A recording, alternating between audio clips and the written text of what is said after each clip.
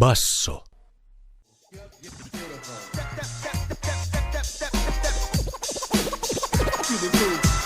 Hikinen iltapäivä.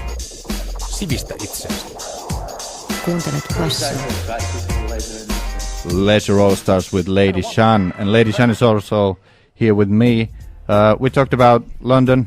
Was it North London that you're from? I'm from Northwest London. Northwest London. Yeah. Okay. Before we go into future things, I have to ask about the past. And living in London, you started out in the choir, then established as a female MC on the mic. Yeah. What was the music that was hot in the hood back then? What were people really listening to? Well, in Northwest London, what was hot was always dancehall and bashment, and most other places also garage at the time. Definitely garage grime.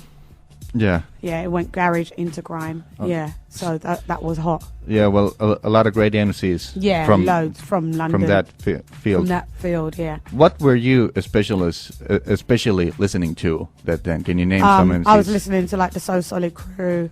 I was listening to obviously the whole Esky movement with like Wiley. Yeah. And the Boy Better Know, Jammers and Skeptors. I was listening to Dizzy Rascal like when he first came out, his whole Boy in the Corner album and stuff like that.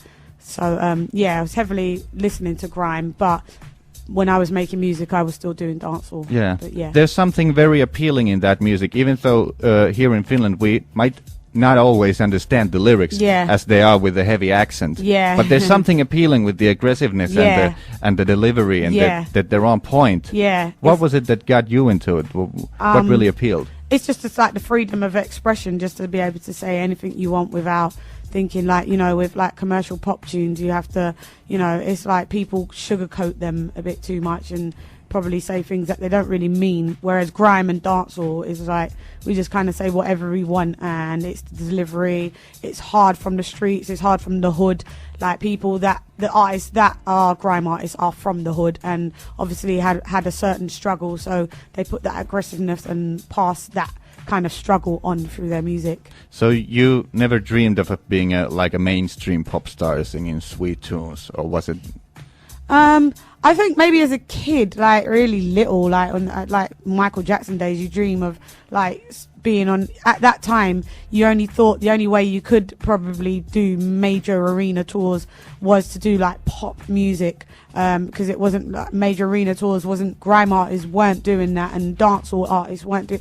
Whereas now it's changed and it is like that. So as that evolved, then I realized, wow, this could happen and I could tour doing this and etc. And it is possible to do major tours. People from the streets of London are now doing major Wembley arenas and around the world and O2. So it changed as I grew older. Okay, so you can go. I mean, as the years go by, it's grown a bit bigger. You can go. It has almost become somewhat mainstream. Do you think that changes something in the music? I know some of these Boy Better Know rappers. I mean, they can rap about cars and jewelry. So it has changed a little bit of their message, at least. I suppose you rap about what's happening in your life, and like if you make a certain amount of money, then your life does change and you acquire different things. So you may not have had a car before, but now like you've worked hard, you've got a car, so you want to make a tune about having your car and how good your car is. So I suppose so. But I mean, you should touch those subjects if you want to touch those.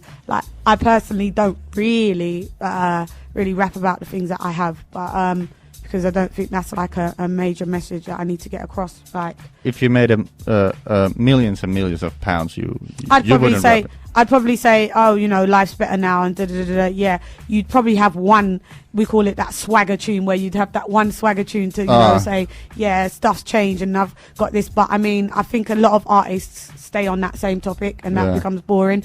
And then you begin to isolate your audience that don't have those things and can't imagine having those things. And it's not the end all and be all of having those things. So you can really relate to people when you say, I got Gucci, I got Louis Vuitton. Yeah, all the time. Like I can't even relate to when Jay-Z and them lot are talking about this and that and that, and I'm like, well, I don't have that, so I can't really relate. So I don't think I would be that type of artist, you know, to just be talking about materialistic things all the time. Yeah, sometimes it's kind of funny. You see here in Helsinki in Finland, the white kids, they're listening to some black dude in America rapping about Bentleys, and they're driving this old Nissan. Yeah, it's like what are you doing? Well, maybe they just aspire to drive the Bentley, so listening to it maybe puts it in their field of vision, and then they think, you know, we can aspire to do. I can see the pros and cons of, you know, why people that don't have Bentleys want to hear about people that do, because everybody wants to hear about somebody else's life that's better than theirs. It's just a natural human thing, but I mean, you just don't lose yourself in the meantime, though. Yeah. You know. Actually, I have to point out, one Finnish rapper just bought a Bentley. Did he? Congratulations. And that's I think it's the first and the last time that anybody in Finland is going to do that. Okay, well, he set the trend, and yeah, I hope the kids don't look up too much for that and thrive too much that. Yeah. Okay, let's talk about touring. You do a lot of shows in UK and also around Europe. Yeah, a lot of shows. Is there any kind of difference in the shows that you do? Let's say Finland, we're in the north, and if you go to Southern Europe, is there a difference in the vibe? No, no. To be honest, no. The vibe anywhere I go in Europe is great. Doesn't matter if I'm in Scandinavia. Doesn't matter if I'm in like Belgium or Germany. It's all the same vibe. I've seen it. Yeah, same vibe. What was it? Any surprise? Because you know here where folks are not from any kind of Jamaican or West Indian descent, it's still really going on strong. Yeah. And yeah, that did surprise me. I've got over it now. I realise that dancehall music and bashment music and reggae music is just global. Like at first, I was like, when they were saying, "Oh, you got a booking in, you know, Finland," I was like, But you know, after a while, you realise everybody's on the same vibe. Like if you like music, you like music. Yeah. So I've now I'm not as surprised anymore. Okay, well, internet certainly has a lot to do with it in spreading definitely. music. Has it helped you a lot in 100%? Because obviously, without doing some shows and it being blogged and you know and footage and material being posted on YouTube and interviews being put on YouTube, it's accessible for everyone, millions and millions and millions of people. So that's helped me. By far, I couldn't sit here and lie and go, no, the internet's nothing to do with any form of success. It definitely is.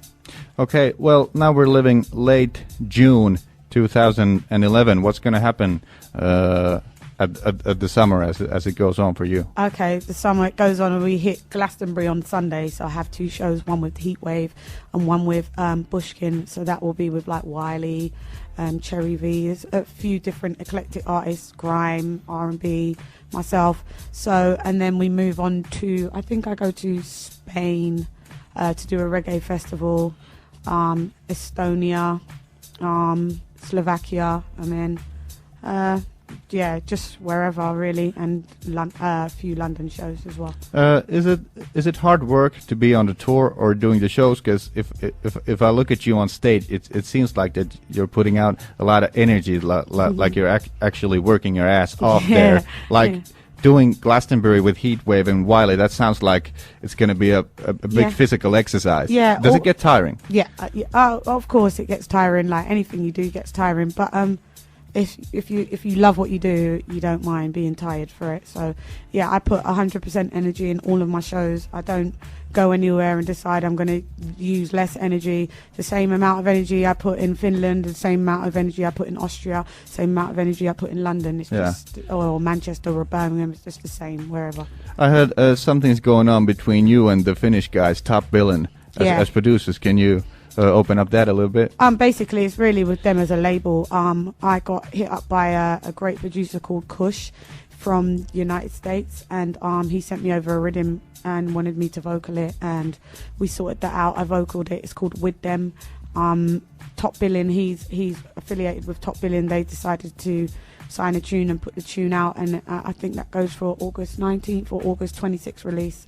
Just set the release date. So yeah, it's pretty cool. Remixes and stuff. Okay. Done. Yeah. We're looking forward to it. Thank you, Lady Chann, so much for spending a little bit of time here. Thank you for having me. Okay, and at the end we'll listen to King Rhythm by Warrior One featuring Lady Chann. Yeah. Okay, have a great summer. And you as well. Thank you.